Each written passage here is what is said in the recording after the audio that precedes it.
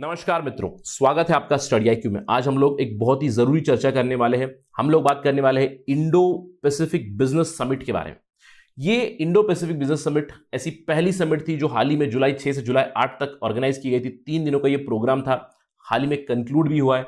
आज हम लोग बात करेंगे इस समिट में हुआ क्या, किन चीजों के ऊपर फोकस एरिया था इस पर्टिकुलर समिट का, क्योंकि इस समिट में इंडिया ने खुद को दर्शाया एक बहुत ही अट्रैक्टिव इन्वेस्टमेंट डेस्टिनेशन करके, खुद को दर्शाया एक बहुत ही अच्छी बिजनेस डेस्टिनेशन करके, ताकि दूसरे देश जो हमारे नेबर्स है स्पेशली इंडो पैसिफिक रीजन में, वो इंडिया में आया और इंडिया में इन्वेस्ट करे, इंडिया के साथ बिजनेस करे। हम लोग इस डिस्कशन के अंत में यह भी देखेंगे कि ये जो समिट थी ये इंडिया के लिए इतनी जरूरी क्यों थी, क्या इसकी स्ट्रेटेजिक इंपॉर्टेंस थी। We will try to understand 3 goals which India tried to advance through this Indo-Pacific Business Summit। तो ये सब जानकारी लेने के लिए बने रहिए मेरे साथ स्टडी आईक्यू पर। मैं हूं आपका दोस्त राहुल साईगांवकर। अगर आप मुझे फॉलो करना चाहते हैं, you can follow me on the ID @rahulsai222। इसके अलावा अगर आप यूपीएससी सिविल सर्विसेज एग्जामिनेशन की तैयारी कर रहे हैं या फिर कोई भी स्टेट पीएससी की एग्जामिनेशन की तैयारी कर रहे हैं, जस्ट गो टू studyIQ.com या फिर डाउनलोड करें हमारा ऐप। बहुत सारे programs are running, a lot of discounts are running till July 16। Do avail these services. चलिए पहले खबर के बारे में बात करते हैं। क्या हुआ 6 जुलाई से 8 जुलाई 2021 तक इंडिया की Indo Pacific business summit organise की गई। किसने इसको ऑर्गेनाइज किया, इसका नेतृत्व किया कॉन्फेडरेशन ऑफ इंडियन इंडस्ट्रीज ने, in collaboration with ministry of External affairs. इनका जो इकोनॉमिक डिप्लोमेसी डिवीजन है, इन दोनों ने मिलकर Indo Pacific business summit organise किया और ये कंक्लूड भी हो चुका है, राइट। तो आपको कुछ जानकारी यहां पे मिलेगी। इस समिट में हुआ क्या, देखिए इस समिट में सबसे पहले तो रिप्रेजेंटेटिव आए, गवर्नमेंट के रिप्रेजेंटेटिव्स थे, बहुत सारे एंटरप्राइजेस के रिप्रेजेंटेटिव्स थे, बिजनेस चेंबर्स थे, जैसे कि फिक्की, थिंक टैंक्स थे, एकेडमिया थे, बहुत सारे फ्रॉम 21 डिफरेंट कंट्रीज। और आपको याद रखना है कि ये समिट वर्चुअल समिट थी, alright. Because of the covid pandemic everything has turned virtual और ऑनलाइन, तो ये भी एक ऑनलाइन समिट थी। अब इसका उद्देश्य क्या था, इसका उद्देश्य था कि इंडिया और इंडिया की जो नेबरिंग कंट्रीज है इंडो पैसिफिक रीजन में, उनमें इकोनॉमिक कोऑपरेशन एनहांस हो, ताकि आगे चल के और भी बढ़िया इकोनॉमिक डेवलपमेंट हो। From exam point of view आपको एक चीज ध्यान रखनी है कि इस पर्टिकुलर बिजनेस समिट का थीम क्या था। कई बार ऐसे सवाल आ जाते हैं कि what was the theme of the recently concluded Indo Pacific business summit 2021। तो आपको याद रखना है developing a road map for shared prosperity, ये था थीम इस पर्टिकुलर समिट का।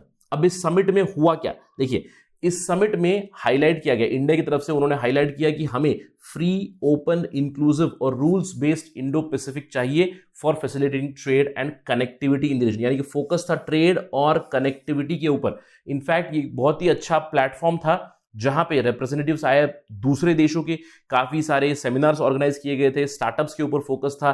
तो decision makers, policy makers, business leaders, बहुत सारे लोगों ने यहाँ पे सेक्टर स्पेसिफिक अपॉर्चुनिटीज को एक्सप्लोर किया।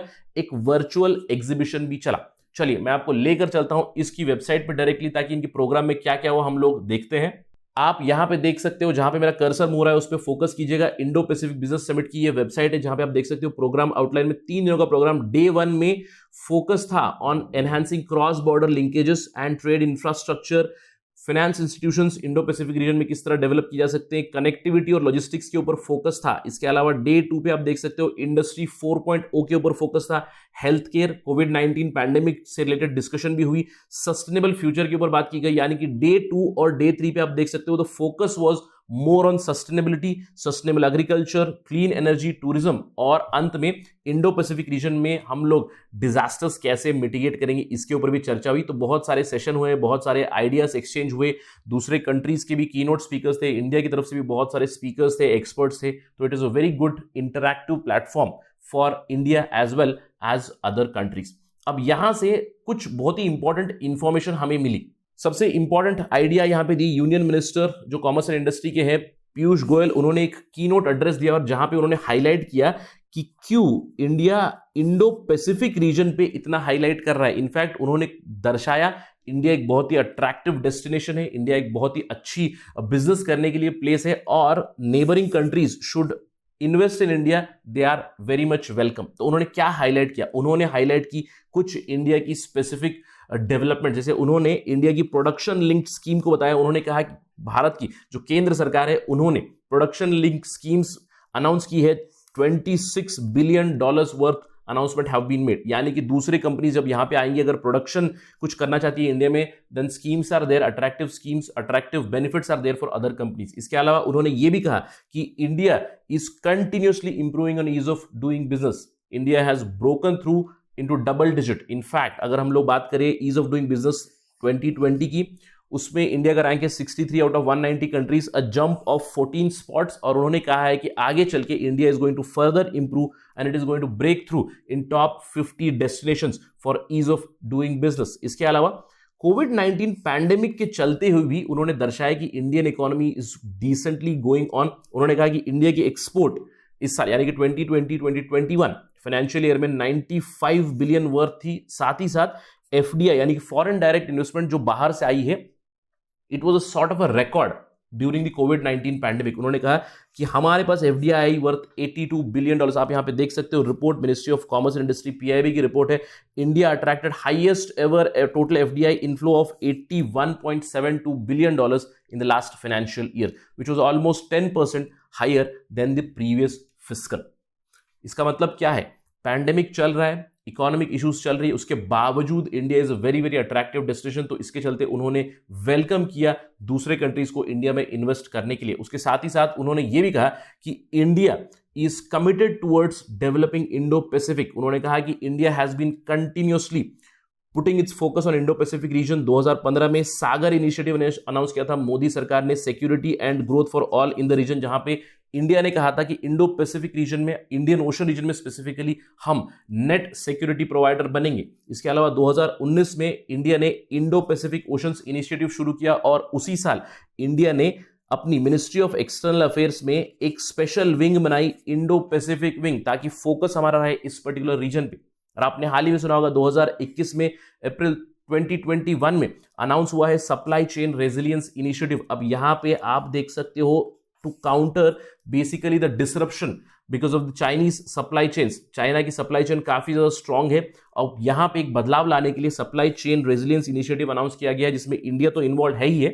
इंडिया के अलावा there is Japan and Australia. It was launched in 2021। तो इन सब चीजों को दर्शाते हुए इंडिया ने खुद को एक बहुत ही अट्रैक्टिव इन्वेस्टमेंट डेस्टिनेशन बताया और कहा कि other countries should look to India in terms of development, in terms of production, in terms of investment, in terms of market also. अब ये तो हुई डेवलपमेंट जो इंडो पैसिफिक समिट में हुई।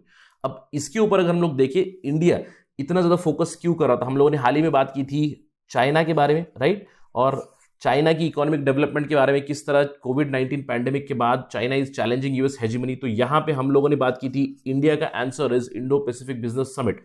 अब इंडिया क्या अचीव करना चाहता है, उसकी इंपॉर्टेंस क्या है हमारे देश के लिए? सबसे पहली चीज तो अंडरस्टैंडेबल है, कोविड-19 पैंडेमिक की वजह से इकोनॉमिक डेवलपमेंट डिसरप्ट हो गई है, ना सिर्फ इंडिया में, पूरे विश्व में। तो कोविड-19 की वजह से जो प्रॉब्लम्स हुई है उससे इकोनॉमिक रिकवरी अगर करनी है तो हमें ज्यादा से ज्यादा बिजनेस करने की जरूरत है, ज्यादा से ज्यादा इन्वेस्टमेंट की जरूरत है। तो दूसरे कंट्रीज अगर इंडिया में आएंगे, इन्वेस्ट करेंगे, तो इकोनॉमिक रिकवरी भी फास्टर होगी। तो पहला इंपॉर्टेंस ये था economic recovery, not just for India but for India's neighbouring countries and for the Indo Pacific reason entirely.